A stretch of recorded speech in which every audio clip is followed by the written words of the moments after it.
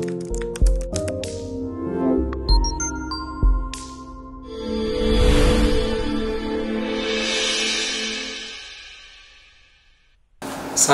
warahmatullahi wabarakatuh. Saudara-saudara mahasiswa, pada hari ini kita akan bicara tentang kolom, ya, atau menulis kolom. Ya, jadi tetap harus menulis ya, karena mata kuliah jurnalistik. Kolom adalah sebuah tulisan khas ya di koran, di media cetak. Jadi kita masih berbicara tentang media cetak. Baik, kita lihat dulu pengertian dari kolom, apa itu kolom, dan nanti kita akan menjelaskan bagaimana cara menulis kolom dan bagaimana posisi kolom di media cetak. Kolom adalah sebuah tulisan atau rubrik khusus di media cetak atau di koran yang berisikan karangan atau tulisan pendek yang merupakan pendapat dari penulisnya. Di kolom ini lebih bersifat subjektif ya, karena berisi pendapat dari penulisnya. Itu menurut si Samsul. Kemudian menurut si Arif ya, kolom berasal dari bahasa Inggris, kolum, ya. Penulisnya disebut kolumnis. Secara prinsip, kolom itu sama dengan tulisan-tulisan yang lain yang ada di media cetak. Misalnya opini, ya, opini. Ya, mungkin Anda semua sudah sering mendengar kata opini, menulis dengan opinion, dengan pendapat. Kemudian ada essay, atau ada artikel. Nah, artikel.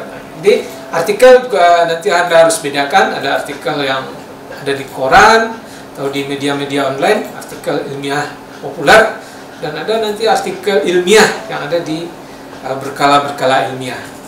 Nah, itu pengertiannya ya, pengertian kolom. Nah, kemudian tampilan media berkolom. Jadi kalau Anda melihat koran, maka Anda akan melihat di koran itu ada kolom-kolom, ya, kolom-kolom. Dan masing-masing media itu berbeda-beda. Ya, kalau kita lihat harian Singgalang misalnya, kalau tidak salah ada 9 ya kolomnya. Kemudian ada harian Padek itu kalau nggak salah 7. Ya, Anda bisa lihat sendiri nanti kolom-kolom yang ada di masing-masing media. Ya, saya yang ada di Padang atau media-media nasional.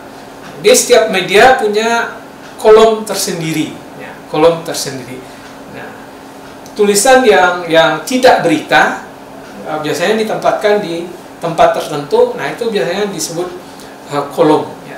Misalnya kalau Anda baca di Singgalang itu ada di pojok kanan ya, pojok kanan itu kolom dengan nama komentar. Nah, kemudian kolom itu tampil sebagai rubrik untuk memperkuat dan memberi kesan khusus pada koran tersebut. Ya. Ya, jadi kolom itu untuk memberi daya tarik tersendiri. Nah, biasanya kalau kita baca koran-koran yang ada di Padang, kolom komentar di Singgalang atau teras utama di Padang Express itu biasanya ditulis oleh pakar, ya, pakar-pakar atau dosen-dosen dari perguruan tinggi atau para profesional. Ya. Ini seperti tadi sudah saya sebutkan, setiap koran punya nama untuk rubrik kolom mereka. Ya, masing-masing media memiliki kolom tersendiri yang berbeda antara satu dengan yang lain. Ini bisa lihat kalau Anda sering membaca koran dan mengamati koran tersebut, karena banyak juga orang yang membaca koran tapi ini sepintas lalu aja, nggak mengamati tampilan dari koran tersebut. Maka ketika Anda melihat di halaman pertama masing-masing koran itu, pasti dia punya ruang khusus yang disebut kolom. Jadi bisa kita lihat di Republika misalnya ada kolom resonansi. Nah, itu misalnya ditulis oleh para pakar karena dia ditampilkan di halaman pertama. Kemudian di Kompas juga demikian, ada asal usul, ya. Di Kedaulatan Rakyat ada analisa, di Bisnis Indonesia ada pojok kafe, kemudian di Padang di ada Singgalang misalnya ada komentar kolom komentar, kemudian di Padang Express ada teras utama, dan di Harian Haluan ada namanya refleksi. Nah, kolom khusus ya, kolom khusus. Nah, itu. Kemudian tentu Anda bertanya, apa sih beda kolom dengan tulisan-tulisan yang lain, misalnya esai atau artikel? Nah, kalau kita bandingkan isinya, maka kita bisa melihat bahwa kolom itu berisi opinion, pendapat, sedangkan esai biasanya hanya pandangan saja, pandangan. Jadi ada objek tertentu, kemudian bagaimana penulis berpendapat tentang objek itu, nah, itu kolom. Tapi esai bagaimana pandangan seseorang tentang objek itu. Itu. Kemudian yang kedua, kolom biasanya subjektif. Sedangkan esai biasanya semi ilmiah. Kemudian kolom bersifat common sense, ya. Sedangkan esai biasanya faktual. Jadi pandangan pakar misalnya tentang peristiwa yang terjadi hari ini. Nah, itu biasanya ditulis dalam bentuk esai.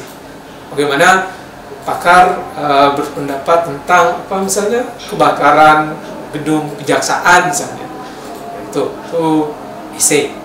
Kemudian kolom biasanya ditulis pendek, ya, nggak panjang. Nah, sedangkan esai biasanya nggak lebih panjang daripada kolom. Kemudian kolom biasanya khas. Dia memandang objek itu dari sudut yang khas. Nah, sedangkan esai biasanya bersifat umum saja. Kemudian kalau kita bandingkan kolom dengan yang lain, artikel tadi sudah saya sebut, artikel ilmiah atau artikel ilmiah populer. Nah, kalau artikel ilmiah Anda bisa bandingkan sendiri bagaimana bahasa artikel ilmiah. Nah, jadi itu kolom, ya. Untuk contoh Anda bisa lihat sendiri.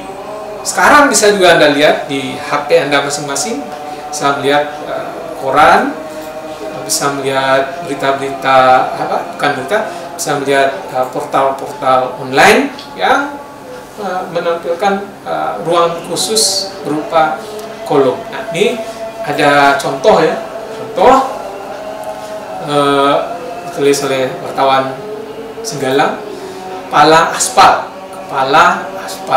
Nah, tulisan ini cerita tentang seseorang yang merasa kebal kalau sudah nggak ada polisi misalnya.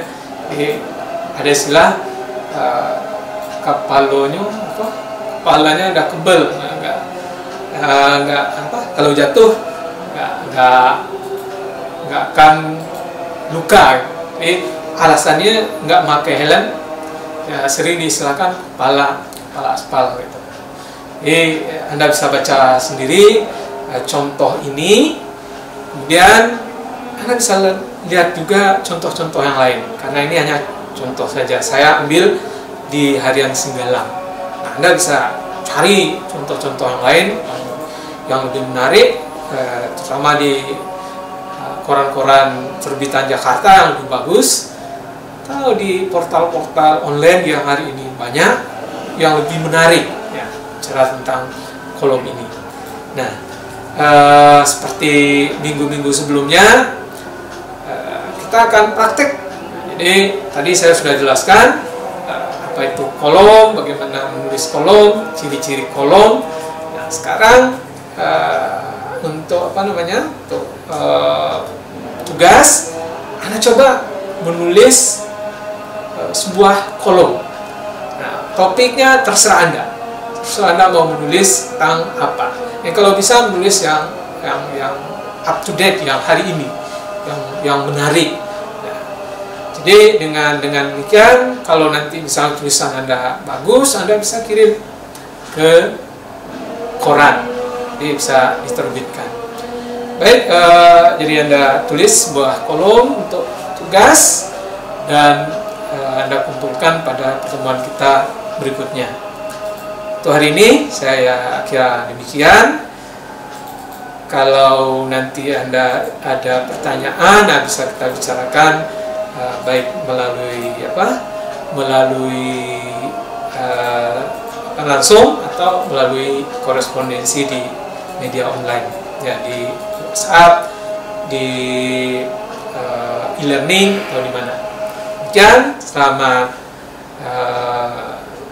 belajar tentang kolom ini lebih lanjut dengan mencari contoh-contohnya. Demikian, wassalamualaikum warahmatullahi wabarakatuh.